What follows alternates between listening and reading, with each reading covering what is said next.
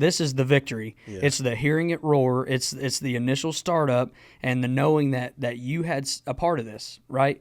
That's when then I started looking for a truck. I tried to buy my grandfather's truck that was left to my brother. I tried to buy it from him. He had a 5.3 for it. It is a 1967 C10. It's white, patina, like perfect. Yeah, like Teddy patina. Short bed, long bed? Short bed, Oh, step man. side. It's what you got. Yeah. Begged, and he wouldn't let me have it. And looking back, it was meant to be. I'd saved my money, quit dipping, stuff like that. I was kind of growing into a man there, I thought. And so I bought that square body, my 85 C10, and that was a 305 700 R4 truck.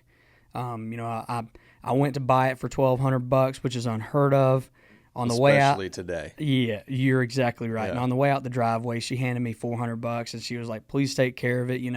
She was like, "This is my dad's truck," and it's got a special place in my heart. And so whenever she told me that, I was like, "All right, you know what? I'll just keep this paint." I wasn't really, I didn't know much about it. I just knew it wasn't perfect, and I was okay with that.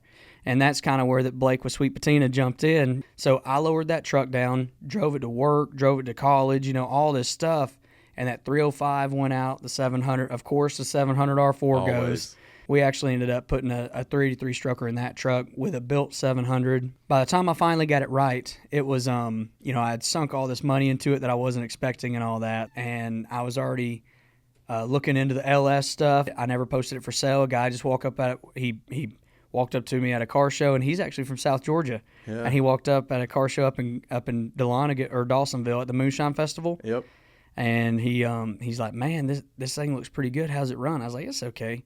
He's like, "You mind taking me for a ride for it when the show's over?" I was like, "No, man, come on back." Yeah. Yes, we'll go do burnouts. And so he came back and he was like, "Man, would you sell it?" I was like, "Yeah, I'll probably sell it. I want to do an LS. I'd really like to try that out. I don't know anything about it, so we'll just try it."